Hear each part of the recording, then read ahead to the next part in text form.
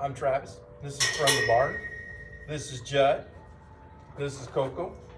Coco's eating real heavily right now. And Judd is already eating. He's got green lips. Which comes about the topic that I'm going to talk about. Space. Oh, wait. Today is Saturday, July 18th, 2020. Got to get that in there. Space. I was talking about this. This is a Saturday kind of thing. A very interesting thing is some important major factors for human space exploration is food and water, air, and movement, propulsion.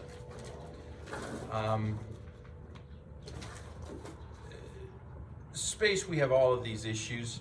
Let me move over here, kind of block the sun. There we go. Learning new things about having a camera over here. So propulsion, repetitive propulsion, meaning having a solar power that generates propulsion, something where you can keep repeating it, relatively inexpensive. Food, being able to reproduce food and water, and same thing with oxygen. And a very interesting thing is our submarines are set up the exact same way. That's their basic space exploration. If they lose propulsion, they sink to the bottom. Food, water, not as critical because air, they can come to the surface and open a hatch and get air.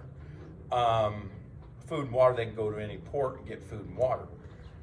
But they can be gone for up to 30 days, and this is really important. 30 days is a long time. Even going out into space or anything like that, 30 days is pretty impressive. With that, the most amazing thing is this planet.